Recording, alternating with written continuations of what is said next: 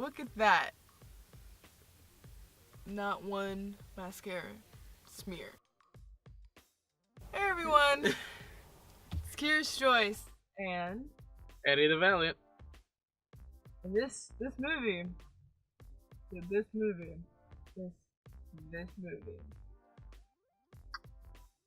I need a refund. I don't like rom-coms, and I wondered if to go to it. It wasn't a rom-com. It was a YA film, young adult film. So what's not a rom-com? What part of it was funny? The acting? Oh! No, I No, mean, they're actually no, really decent the actors. acting was fine. It's just okay. Let's go through our criteria. So we just saw everything. First criteria is the believability and story acting. This time I'm going to talk about dialogue. This movie could have been so much better if the dialogue was natural. And 'cause that's the nice thing about romantic films is like sometimes it's so on point it's corny, but it works for it. That dialogue had me annoyed, especially the narration. Like that's not exactly spoiler, 'cause that's in the trailer. But just like The Fault in Our Stars, it starts off with narration, but they relied too much on narration to where it's like it's a cop out.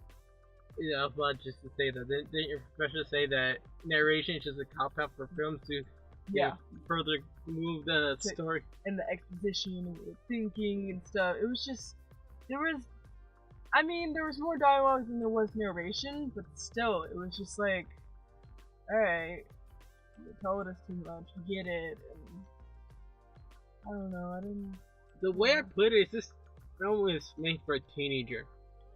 It honestly is for a teenager. Yeah, I mean we're in our early 20s. I mean, like, oh my god, it was made for teenagers. That's my question. So do you think young adult Jessica, which is probably like 2 years old, would have liked this movie? Young adult Jessica liked Twilight, so ha. Hey. So then, yeah. Yes, maybe, I don't know. Here's the thing.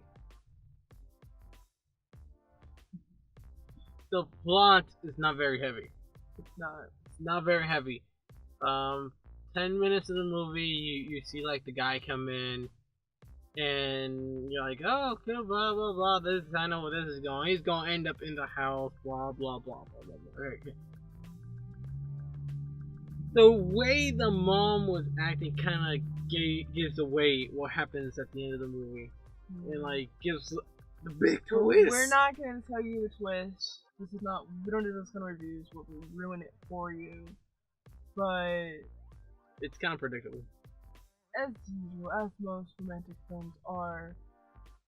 But it wasn't predictable in a good way. Like, alright, cool, that happens. You know, whatever happened in the film. But it's like, how did they get there?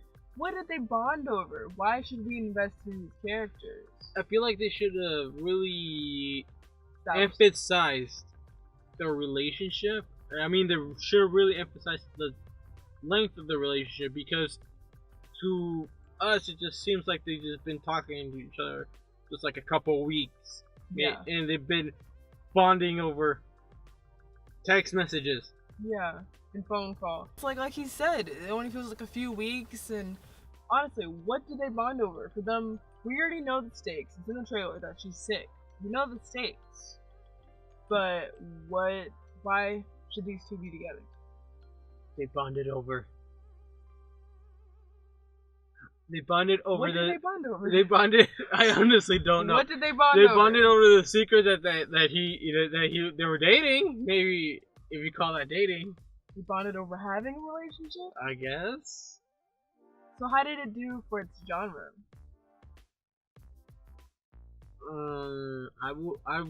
I'll let you answer this because I wouldn't know too much. I mean, the last rom-com wasn't a rom-com. The last rom-com I seen was literally wasn't a rom-com. The last rom-com I seen voluntarily. I mean, she didn't have to force me or anything. Was Forgetting Sarah Marshall, and I actually like that.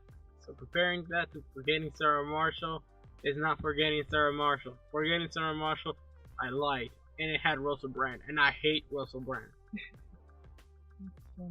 But I mean, okay, I dislike him because they only like him for his accent. It's not even funny. But it's not a rom-com. It is a young adult movie. Think of the book that this movie was based off of would be under the reading genre sick lit. Literally sick literature, as in the main character is sick. This is not compared to The Fault in Our Stars. I don't think I've dragged you to see that, but it has its similarities. You know that someone's sick, but they must be together. Really? For The Fault in Our Stars, at least they have a bond. I'm bringing this up because basically when everything came out, I'm like, okay, cool, kind of like The Fault in Our Stars, but a black protagonist. That's cool. Don't really see a lot of like romances with main, character being a black woman. I gotta give him props for that. It was a main. I mean, she was technically half and half because that was like the story they're giving it. But yeah, whatever it might be, Hollywood tends to not want to completely portray a black woman as, a main lead unless it's like a power movie, like Hidden Figures. Oh, it's a power, but besides nothing wrong with that. No, I'm not saying there's nothing wrong with it. What I'm saying is they should portray more black girls in a normal situation, not in a it's either they're being powerful or they're being powerless. And prime example, Precious. Why does she have to have sicknesses and incest kids? And anyways, better representation of black women, but the story is killing me. So that comes into consistency. Was the tone and mood of this film consistent? It was a guy sleeping. Yeah, he was snoring. I was paying more attention to a guy snoring in the film. If it weren't for my beef jerky popcorn, I get beef jerky and I put it in my popcorn. Best thing ever. That's how he stayed entertained. He didn't fall asleep. I'm very proud of you for not falling asleep. But I'm sorry.